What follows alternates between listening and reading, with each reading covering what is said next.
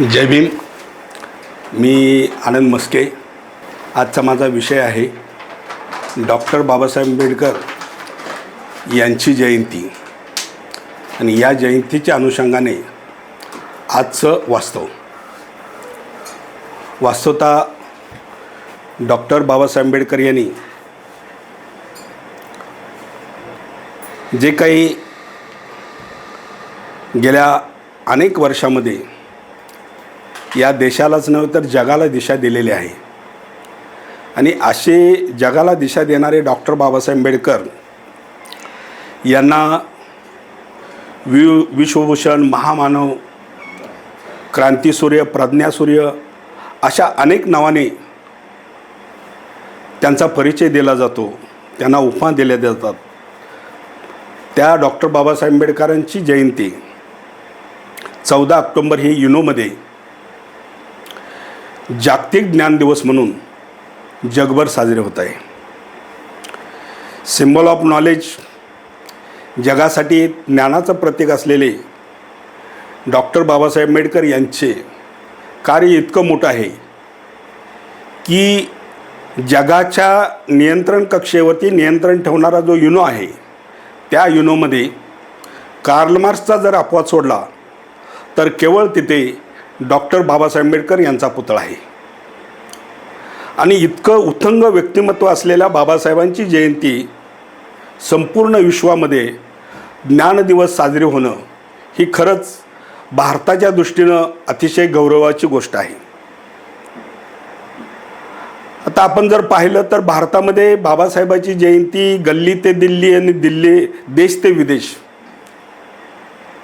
14 एप्रिलपासून सलग 3 महिने संपूर्ण जगभर बाबासाहेबांची जयंती साजरी होते आणि एकमेव भाग्य डॉक्टर बाबासाहेब आंबेडकर यांना लाभलेलं आहे. अशा कर्तृत्ववान महान नेत्याची जयंती साजरी होत असताना त्या जयंतीमध्ये एकूण जर आपण आढावा घेतला तर केवळ महाराष्ट्राचं एक अवलोकन झालेलं आहे की 14 एप्रिलला बाबासाहेबाच्या जयंतीला जी मिरवणूक निघते त्याच्यामध्ये मोठमोठे DJ असतात, मोठे देखावे असतात, मोठं लाईटिंग असतं आणि भव्य दिव्य अशी मिरवणूक आणि त्या मिरवणुकीमध्ये बेधुंद नाचणारे उपासक, उपासिका, अनुयायी यांच्यामधून जर हे चित्र जर पाहिलं तर खरंच आज बाबासाहेब जर असते तर बाबासाहेबांनी स्वतःच्या जयंतीचं समर्थन केलं असतं का, हा आपल्यासमोर प्रश्न आहे. कारण बाबासाहेबांनी आजचं 2025 वर्ष हे खऱ्या अर्थाने आंबेडकरवादाची तुलना मार्क्सवाद असेल, गांधीवाद असेल, गोळवलकरवाद असेल याच्याशी तुलना करून आंबेडकरवाद कुठे आहे आणि हे बाकीचे वाद कुठे आहेत याच्यावरती खऱ्या अर्थानं या जयंतीमध्ये परिवर्तन किंवा परिमर्जन या व्याख्यानं झाली पाहिजेत. कारण बाबासाहेबांनी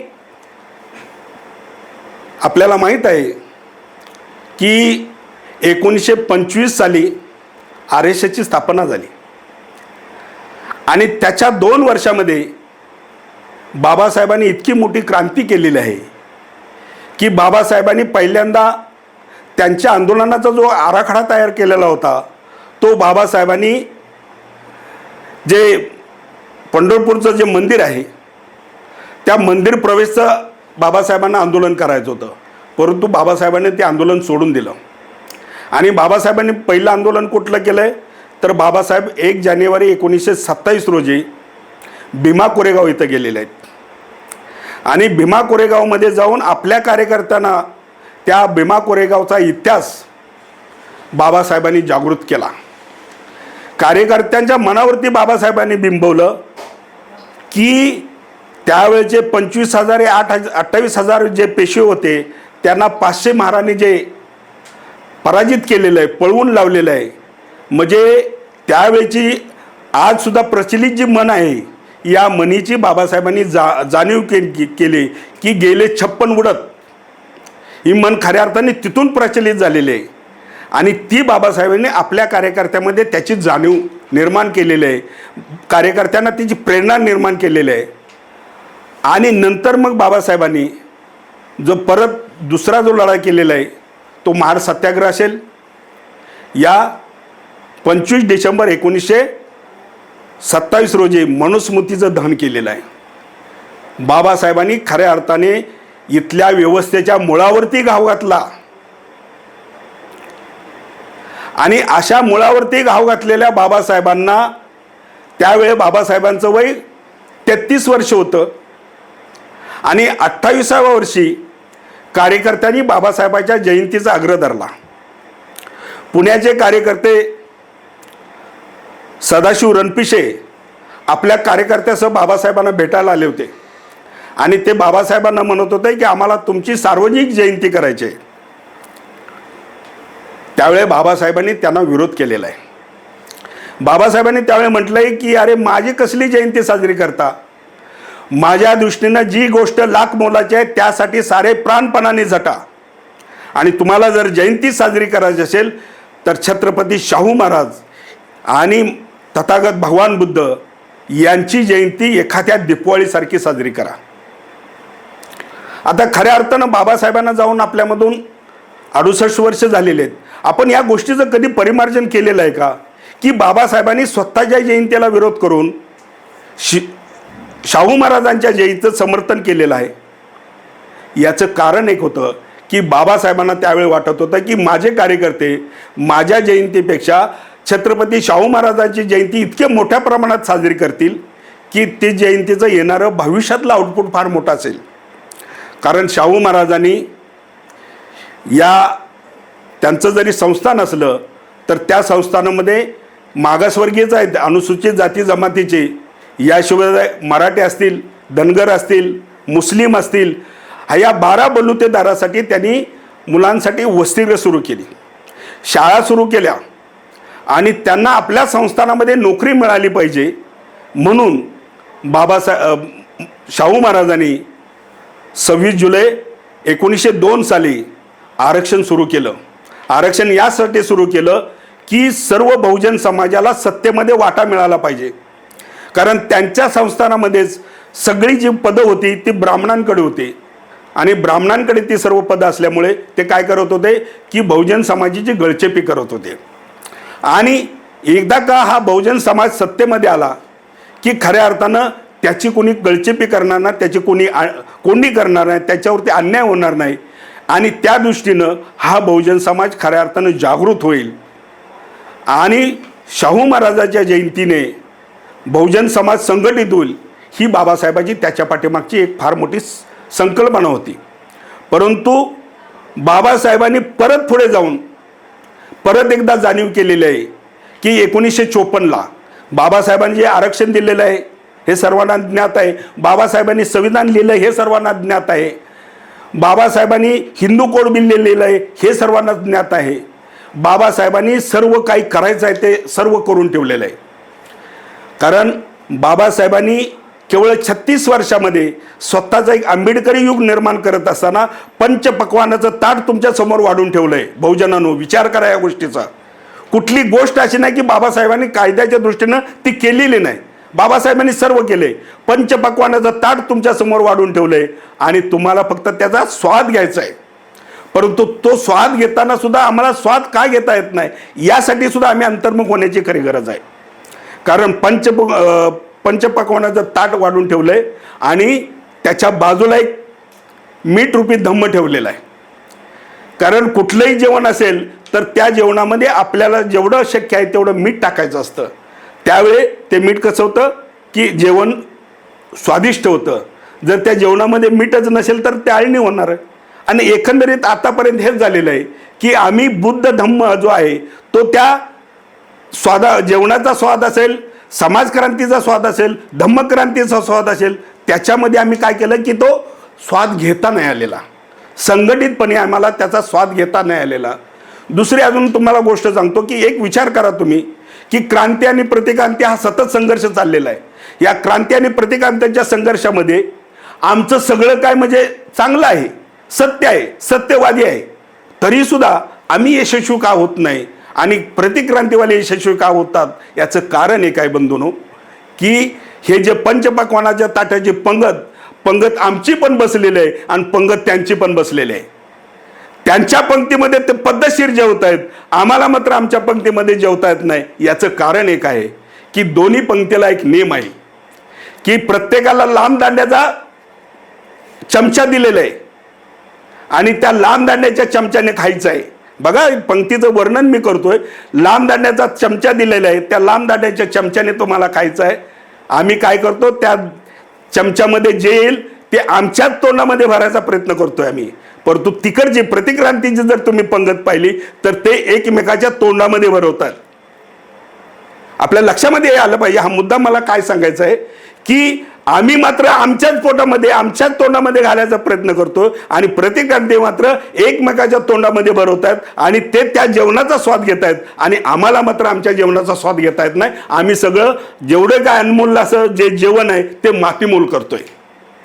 याचं कारण आहे की बाबासाहेबांनी आम्हाला शिका ज्ञानासाठी सांगितलं. शिका ज्ञानासाठी, संघर्ष करा समतेसाठी आणि संघटित व्हा सत्ता परिवर्तनासाठी. आम्ही शिकलोय फक्त नोकऱ्या मिळवण्यासाठी. संघर्ष करतो ते समता विसरूनच गेले.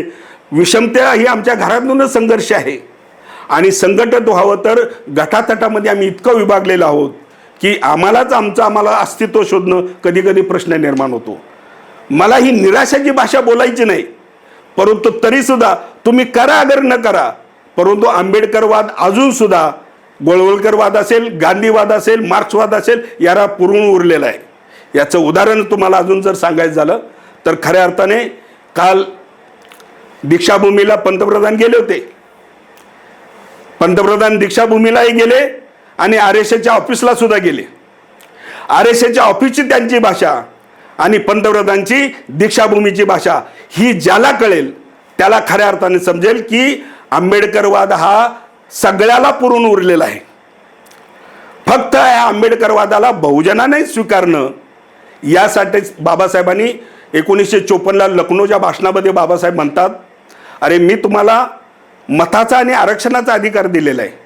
या मताच्या आणि आरक्षणासाठी जर तुम्ही बहुजन संघटित झाला तर या देशाचे तुम्ही नोकर नाही तर मालक बनाल. म्हणजे बाबासाहेबांनी तुम्हाला किती जागृत केलेलं आहे आणि तुम्हाला जाणीव करून दिलेलं आहे. परंतु दुर्दैव असं आहे की अजून सुद्धा बहुजन समाज हा गटातटामध्ये जाती धर्मामध्ये विभागलेला आहे आणि आज महाराष्ट्राचं तरी इतकी दयनीय अवस्था आहे की भविष्यामध्ये आम्ही असे जर गाफील राहिलो तर महाराष्ट्राचं पुरोगामित्व राहील की नाही अशी सध्या परिस्थिती आहे. हे पुरोगामित्व जर टिकवायचं असेल तर खऱ्या अर्थानं आम्हाला जाती धर्म आरक्षण हे सगळं बाजूला ठेवून आंबेडकरवाद स्वीकारावा लागेल. आंबेडकरवाद हा आज खऱ्या अर्थाने इतकं मोठं परिवर्तन आहे की एकेकाळी बाबासाहेबांचं नाव घेतलं जात नव्हतं, परंतु आज त्या वारकरी पंथामध्ये बाबासाहेबांचं संविधानावरती अभंग गायले जातात, बाबासाहेबांचे गोडवे गायले जातात. हे कधी झालेलं आहे तर वारकऱ्यामध्ये धारकरी घुसले. धारकरी कुणी घुसवले तर त्या मनोहर भिडेने घुसवले आणि हे ज्यावेळी वारकऱ्यांच्या लक्षात आलं त्यावेळी वारकरी जागृत झाले आणि वारकऱ्यांनी धारकऱ्यांना पर्यायी म्हणून आता ते आंबेडकरवाद सांगायला लागलेत, संविधान सांगायला लागलेत. आणि संविधान तरी काय आहे? संविधान म्हणजे खऱ्या अर्थाने डॉक्टर बाबासाहेब आंबेडकरांनी संविधानाच्या प्रत्येक पानापानामध्ये बुद्ध पेरलेला आहे आणि ह्या बुद्ध इतकी मोठी क्रांती केलेली आहे की खऱ्या अर्थानं कधी कधी मला प्रश्न पडतो की बघा, या महाराष्ट्राने भारतामध्ये सर्वांची जयंती साजरी होते, अनेक महामानवांच्या जयंती साजरी होते, क्रांतिकारांच्या जयंती साजरे होते, अनेक राजांच्या जयंती साजऱ्या होतात, परंतु सम्राट अशोकाची जयंती का साजरी होत नाही? सम्राट अशोकाने तर खऱ्या अर्थाने या देशाच्या सातबारावरती सम्राट अशोकाचं नाव आहे आणि या देशाची राजमुद्रा ही सम्राट अशोकाचा अशोक स्तंभ आहे. या देशाच्या झेंड्यावरती अशोक चक्र आहे. तर ही खऱ्या अर्थाने आपण बौद्ध धर्मियांनी ही सम्राट अशोकाची जयंती सुरू केली पाहिजे. परंतु कधी कधी मला प्रश्न पडतो की या देशावरती अनेक वर्ष काँग्रेसने राज्य केलेलं आहे, परंतु बाबासाहेबांची स्मारक जास्त उभा करण्यामध्ये भाजप अग्रेसिव्ह राहिलेलं आहे. 2015 साली बिहारमध्ये इलेक्शन तोंडावरती असताना भाजपाने तिथे सम्राट अशोकाची जयंती 14 एप्रिल रोजी सुरू केली आणि सम्राट अशोकाचं एक पोस्टाचं तिकीट सुद्धा त्यांनी प्रकाशित केलं. म्हणजे पहिल्यांदा ते प्रत्येक गोष्टीला आघाडी घेतात आणि नंतर मग बहुजन समाज जागवतो आणि तिथं नंतर मग अनेक इतिहासकारांचं संशोधन करून त्यावेळे नितीश कुमार मुख्यमंत्री होते. नितीश कुमारनी 8 एप्रिल ही सम्राट अशोकाची जयंती साजरी झाली पाहिजे म्हणून त्यांनी ती सुरू केली. आता महाराष्ट्रात सुद्धा काही काही संघटना संस्था सम्राट अशोकाची जयंती सुरू करायला लागलेत. आपल्याला ती जयंती साजरी करण्याची गरज आहे. खऱ्या अर्थाने या देशाच्या मूळ तत्वाचा मूळ मालक जो आहे तो सम्राट अशोक आहे आणि सम्राट अशोक धनगराचे आहेत की सम्राट अशोक कुशवाचे आहेत हे महत्त्वाचं नाही. सम्राट अशोक हा जगातल्या 16 सम्राटाचा सम्राट आहे आणि त्या सम्राट अशोकाने जगावरती राज्य केलेले आणि एकमेव असा राजा आहे की त्या राजाने सगळ्या राजांनी तलवारीच्या धारावरती तलवारीच्या धाकावरती राज्य प्रस्थापित केली. परंतु सम्राट अशोकाने तलवार टाकून बुद्धाच्या धम्मावरती जगभर राज्य प्रसारित केलं आणि सगळ्यात महत्त्वाचं म्हणजे सम्राट अशोकाने 84,000 बौद्ध लेणी, महाविहार, स्तूप, गुहा या स्थापित केली. शिलालेख त्यांनी स्थापित केले आणि त्या शिलालेखावरती त्यांनी म्हटलेलं आहे की हा बौद्ध धम्म अजरामर राहिला पाहिजे. हा बौद्ध धम्म अजरामर राहिला पाहिजे म्हणून ह्या शिलालेख आम्ही निर्माण केलेले आहेत. म्हणून खऱ्या अर्थानं बाबासाहेबाचे पहिले नंबरचे जर पाहिलं तर सम्राट अशोक गुरु आहेत, शिष्य आहेत आणि बाबासाहेब हे दुसरे शिष्य आहेत. तर दुसऱ्या शिष्याने सुद्धा पहिल्या शिष्याला न्याय देण्यासाठी आपली ती नैतिक जबाबदारी आहे आणि त्या नैतिक जबाबदारीतून आपण ते काम केलं पाहिजे. आणि ही जयंती खऱ्या अर्थाने आपल्याला विचाराची जयंती करण्याची गरज आहे. बाबासाहेबाच्या जयंतीत माझं मत नाही की नाचू नका, धिंगाणा करू नका, केला पाहिजे, परंतु त्याच्या कितीतरी पटीनं आपण विचाराची जयंती करण्याची खरी गरज आहे. कारण हा काळ हा अटीतटीचा काळ आहे. या अभी नाही तो कभी, कटेंगे तो बटेंगे, बटेंगे तो कटेंगे तुम्हाला ओपनली चॅलेंज देत आहेत. तरी सुद्धा बहुजन समाज जर जागृत आम्ही होत नसो तर खऱ्या अर्थानं येणारा काळ हा अतिशय भयान आहे. कारण बाबासाहेबांनी आत्ताच आमच्या बंधूंनी जे गाणं गायलं, जागा असावं जागा असावं, भीमाच्या पिल्लानं जागा असावं. आता जागा म्हणजे संविधानाचं सरळ सरळ उल्लंघन होतंय. कायद्याला धाब्यावर बसून इथली न्यायव्यवस्था ही वास्तवता म्हणजे संपूर्णच न्यायव्यवस्था कलुषित केलेली आहे. कालचा जो प्रकार आहे एखाद्या न्यायमूर्तीला एवढ्या नोटा सापडणं हे एक मॉडेल त्यांनी उभा केलेलं आहे. ही एक मोठी दहशत आहे. तुमचा मीडिया त्यांच्या ताब्यामध्ये, तुमची न्यायव्यवस्था त्यांच्या ताब्यामध्ये. या देशामधल्या 90,000 सरकारी शाळा बंद केलेल्या आहेत आणि जवळजवळ 45,000 त्यांनी प्रायव्हेट शाळांना सुरुवात केलेली आहे. ज्यावेळेस सरकारी शाळा बंद होतात आणि खाजगीकरण, शिक्षणाचं खाजगीकरण होतं त्यावेळी खऱ्या अर्थाने गरिबाला शिक्षणापासून वंचित ठेवलं जातं आणि जो समाज शिक्षणापासून वंचित त्याचं गुलामगिरीकडे सुरुवात झालेली असते. म्हणून खऱ्या अर्थानं भीमाच्या पिलानं जर जागा असलं पाहिजे तर या शाळा बंद होत आहेत याच्यावरती आम्ही आवाज उठवला पाहिजे. या इथली न्यायव्यवस्था याने व्यवस्थित न्याय मिळाला जात नाही, न्यायव्यवस्थेवरती सुद्धा दबाव होतो, त्याच्यावरती सुद्धा आम्ही खऱ्या अर्थानं म्हणजे आवाज उठवला पाहिजे.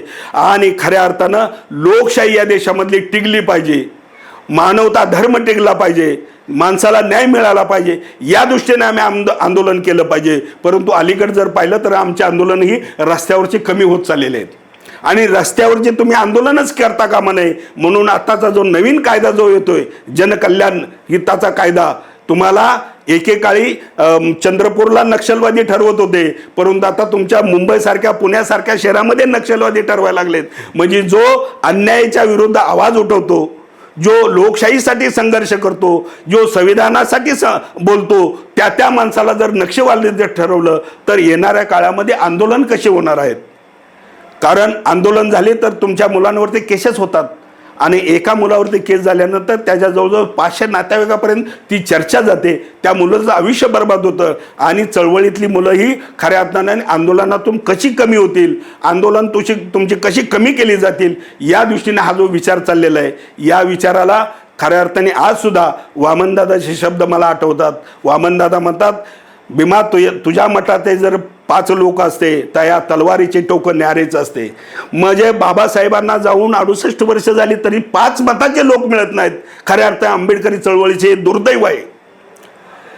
परंतु तरीसुद्धा आम्ही निराश न होता आम्हाला बाबासाहेबांनी सांगितलं की संघर्ष अखंड संघर्ष शेवटच्या श्वासापर्यंत आम्हाला संघर्ष करायचा आहे आणि संघर्ष करून आम्हाला या देशाचं संविधान, या देशाची लोकशाही यांचं अस्तित्व टिकवायचं आहे.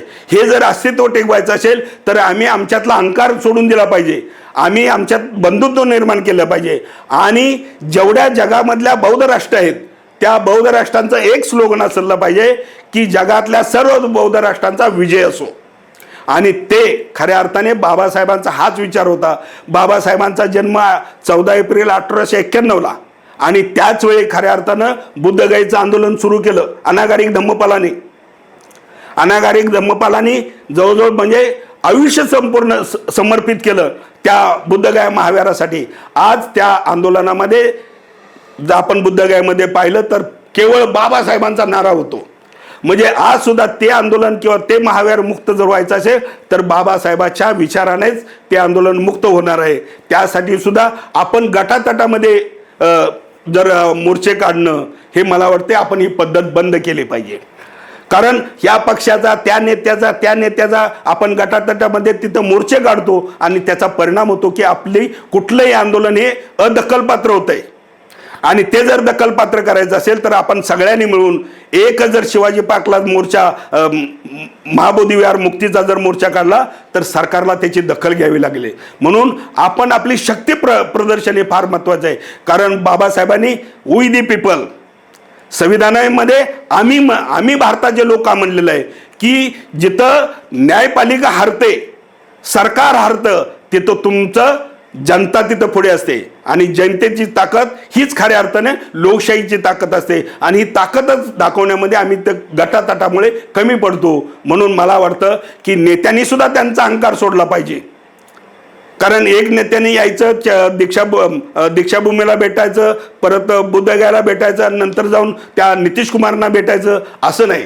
सगळ्याच नेत्यांनी आमच्या खऱ्या अर्थानं ते आंदोलन केलं पाहिजे आणि भारत सरकारवरती या देशाच्या पंतप्रधानावरती त्याच्यावरती आपण दबाव आणला पाहिजे की सगळ्याच्या मशिदीमध्ये त्यांचे धर्मगुरू चालतात, चर्चमध्ये त्यांचे धर्मगुरू चालतात, जैन मंदिरामध्ये त्यांचे धर्मगुरू चालतात, हिंदूंच्या मंदिरामध्ये त्यांचे धर्मगुरू चालतात आणि आमच्याच मात्र बुद्धगयेमध्ये यांचे सनातनी पंडित कशाला हवेत. ते जर सनातनी पंडित जर आम्हाला तिथून हाकलून लावायचे असेल तर खऱ्या अर्थाने आत्तापर्यंत आम्ही लोकशाहीच्या मार्गाने हे जे आंदोलन केलं आहे या आंदोलनाला सरकारने सुद्धा ते उग्र होऊ नये आणि ह्या अनेक वर्षे हे जे काही आंदोलन दिरंगाईमध्ये झालेलं आहे याला खऱ्या अर्थानं आम्हाला न्याय दिला पाहिजे आणि तो न्याय देण्यासाठी सरकारची सुद्धा तितकी जबाबदारी आहे. त्या दिवशी पंतप्रधानांनी सुद्धा बोललेलं आहे की मी बुद्धाला मानतो.